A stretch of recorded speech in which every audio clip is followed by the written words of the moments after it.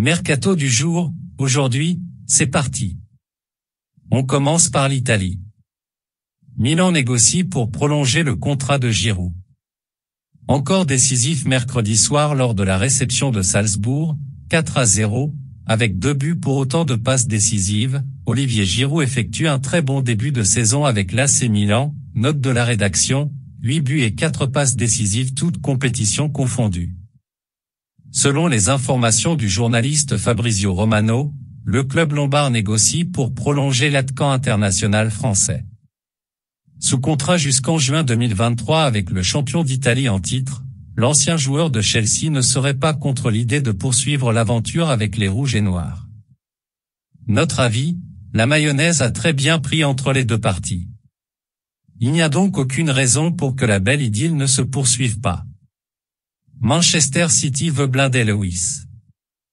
Toujours d'après Fabrizio Romano, Manchester City souhaite faire remplir Rico Lewis, buteur mercredi soir face au FC Séville, 3-1, en C1. Âgé de 17 ans, l'arrière droit anglais est sous contrat jusqu'en juin 2024 avec le champion d'Angleterre en titre. Depuis le début de la saison, le joyau de la formation mancunienne a joué 6 matchs avec les pros, toutes compétitions confondues. Notre avis, Rico Lewis a montré son talent et les Citizens ont raison d'imaginer l'avenir avec lui. Gerson sur le départ dès cet hiver? Selon les informations de RMC Sport, l'Olympique de Marseille pourrait laisser partir Gerson lors du mercato hivernal. Le milieu international brésilien, 4 sélections, acheté 20 millions d'euros par l'OM à l'été 2021, ne fait pas partie des plans d'Igor Tudor. Son père et agent, Marcao, reproche au technicien croate d'avoir mis son fils au placard à la veille de la Coupe du Monde. Notre avis, sauf retournement de situation de dernière minute, le point de non-retour semble avoir été atteint entre Gerson et Igor Tudor. Manchester United à fond sur Bellingham. Sous contrat jusqu'en juin 2025 avec le Borussia Dortmund, Jude Bellingham a de grandes chances de quitter le club de la Ruhr l'été prochain. Le milieu international anglais, 17 sélections, de 19 ans est dans le viseur des plus grosses équipes de Premier League. D'après The Daily Mirror, Manchester United serait prêt à passer la seconde sur ce dossier, qui ne devrait pas être débloqué à moins de 100 millions d'euros. Notre avis, les Red Devils sont les moyens et n'hésiteront pas à faire monter les enchères pour récupérer la pépite anglaise. Le Barça vise Jorginho. D'après le quotidien espagnol Sport, le FC Barcelone souhaiterait recruter Jorginho pour renforcer son milieu de terrain la saison prochaine. L'international italien, sous contrat avec Chelsea jusqu'en juin 2023, sera libre de s'engager dans le club de son choix dès le 1er janvier et la direction des Blaugrana semble prête à en profiter. Notre avis, avec le départ très probable de Sergio Busquets à l'été 2023, l'Italien aurait le profil pour s'imposer à Barcelone. L'Atlético va étudier les offres pour Joao Félix. Arrivé à l'été 2019 à l'Atlético Madrid contre 127 millions d'euros, Joao Félix ne s'épanouit pas dans la capitale espagnole et ne serait pas contre l'idée de changer d'air. Selon la Cadena Ser, l'Atlético Madrid serait disposé à étudier les offres pour l'international portugais. Pour l'heure, le PSG, le Bayern Munich et Manchester United ont fait part de leur intérêt pour l'ancien joueur de Benfica, souligne la presse espagnole.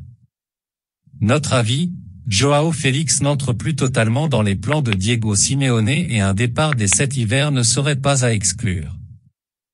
Arsenal aimerait recruter Mudryk dès janvier. D'après The Daily Mail, Arsenal serait très intéressé par Mykhailo Mudryk et pourrait passer à l'action dès le mercato hivernal. Depuis le début de la saison, l'ailier international ukrainien du Shakhtar Donetsk est sur une très bonne lancée, 7 buts pour autant de passes décisives toutes compétitions confondues. Notre avis, les Gunners vont mettre tous les moyens de leur côté pour remporter le titre de champion d'Angleterre et cela pourrait passer par le recrutement de la jeune pépite ukrainienne. Le Real prêt à proposer une offre de prolongation à Kroos. Selon les informations du journaliste Fabrizio Romano, le Real Madrid serait prêt à proposer une prolongation de contrat d'une saison supplémentaire à Toni Kroos. La balle serait désormais dans le camp du milieu international allemand de 32 ans, sous contrat avec les Merengues jusqu'en juin 2023. Notre avis, Toni Kroos enchaîne les matchs avec le Real cette saison et semble prêt physiquement à pousser une année de plus. Tété ne manque pas de sollicitations. Prêté à l'OL jusqu'en juin 2023 par le Shakhtar Donetsk, Tété est très sollicité selon The Sun. En effet, 4 clubs de Premier League seraient prêts à accueillir l'ailier brésilien, West Ham, Southampton, Leicester et Brentford. Depuis l'arrivée de Laurent Blanc sur le banc lyonnais début octobre, le joueur de 22 ans a perdu sa place de titulaire. Notre avis, au regard de ses aptitudes physiques et techniques, Tété pourrait tout à fait s'imposer en Angleterre. Le Barça cible Martinez. Avec l'annonce surprise de la retraite de Gérard Piqué, le FC Barcelone est à la recherche d'un nouveau défenseur central. Selon le quotidien espagnol Sport, les Blaugrana ont ciblé Íñigo Martínez pour le remplacer. Le défenseur international espagnol de 31 ans est sous contrat avec l'Athletic Bilbao jusqu'en juin 2023. Notre avis, le joueur formé à la Real Sociedad sera libre de signer dans le club de son choix le 1er janvier prochain et le Barça pourrait ne pas manquer cette belle affaire. J'ai fait ce que j'avais à faire à l'Olympique lyonnais, Karim Benzema se confie sur Twitch à Zak Nani. Invité exceptionnel de l'émission Zak en roue libre sur Twitch, ce vendredi, Karim Benzema a été interrogé sur plusieurs sujets pendant plus d'une heure. L'attaquant français a aussi bien parlé de son sacre au Ballon d'Or que de la Coupe du Monde à venir. Le quintuple champion d'Europe a également révélé que la meilleure équipe du Real Madrid était, selon lui, celle de 2011/2012. C'était l'interview événement sur la planète foot. Vendredi après-midi, Karim Benzema était l'invité de Zak Nani dans son émission Zak en roue libre sur Twitch, suivi par 45 000 personnes en moyenne. Depuis le centre d'entraînement du Real Madrid, et cependant plus d'une heure, le streamer lyonnais a pu l'interroger sur une multitude de sujets. L'actualité la plus chaude étant la Coupe du Monde, l'attaquant s'est projeté sur l'événement qu'il disputera pour la deuxième fois après le Mondial 2014 au Brésil. Il a répété son envie de faire briller l'équipe de France au Qatar, 20 novembre à 18 décembre, je veux faire des choses exceptionnelles, mais je ne vais rien faire tout seul. C'est extraordinaire, une Coupe du Monde. Je l'aborde tranquillement, avec de l'ambition, toujours, mais sans précipitation. Je ne me dis pas qu'il faut que je la gagne. Je ne vais pas au Qatar seul. De mon côté, je vais essayer de briller, de marquer des buts et de faire des passes décisives. J'ai hâte de jouer.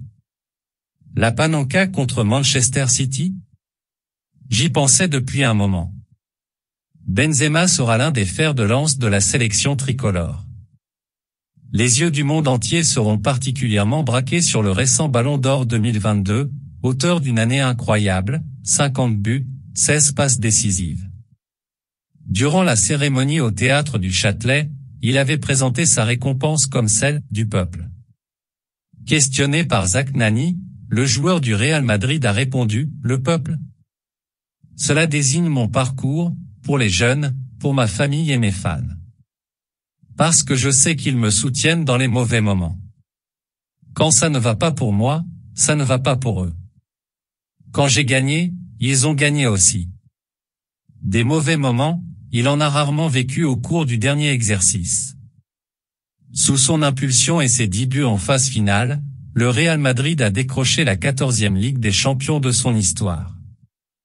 S'il n'a pas marqué contre Liverpool, 1-0, il assure toutefois que cette finale, disputée au Stade de France, est sa préférée. En revanche, c'est bien lui qui a inscrit une panenka contre Manchester City en demi-finale.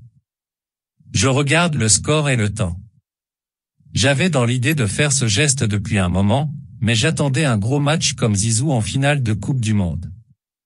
Le week-end avant, je loupe 2 pénaltys. Je n'avais aucune pression. J'ai posé la balle et Panenka, a-t-il retracé dans un éclat de rire. Un peu plus tôt, il avait assuré, je savais que j'allais faire gagner mon équipe face au PSG. Peut-être entraîneur, mais surtout pas consultant. KB9 ne pouvait ne pas revenir sur sa campagne européenne ponctuée par son 5e titre. De toutes les équipes qu'il a connues au sein de la Maison Blanche, il garde pourtant une tendresse particulière pour celle de 2011/2012 dirigée par José Mourinho, Cristiano Ronaldo, Ángel Di María, Mesut Özil, Kaka. La meilleure, à ses yeux. Même si elle n'a pu ramener la Ligue des Champions, la fameuse décima, dans la capitale espagnole, les remplaçants marquaient autant que les titulaires, tout le monde jouait, c'était incroyable. À 34 ans, l'heure de la retraite n'a toujours pas sonné pour Benzema. Sur ce sujet, les questions s'enchaînent.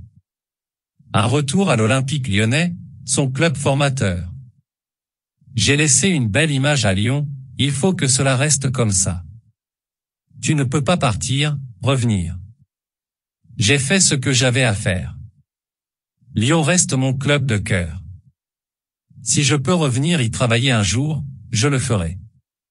Douche froide, donc, pour les supporters des Gones, qui se réconforteront avec la sélection par Benzema de son premier but en C1 contre Rosenborg comme le plus marquant de sa carrière. Un futur comme entraîneur, à l'image de Zinedine Zidane? Je ne sais pas, mais j'aimerais aider les jeunes, leur donner confiance et leur éviter le prisme des statistiques. Aujourd'hui, si tu ne marques pas de but, tu es nul. L'époque Zidane-Ronaldo, ce n'était pas que des stats. Tu avais plus le temps d'apprendre ce qu'était le football. Une chose est sûre, cependant. L'attaquant du Real Madrid n'envisage pas une reconversion comme consultant, jamais de la vie. Pour moi, tu ne peux pas manquer de respect aux footballeurs comme le font ces gens. Voilà, c'est pour tout aujourd'hui, j'espère que la vidéo vous a plu, n'hésitez pas à la liker, partager et surtout vous abonner pour ne pas rater mes prochaines vidéos. Merci.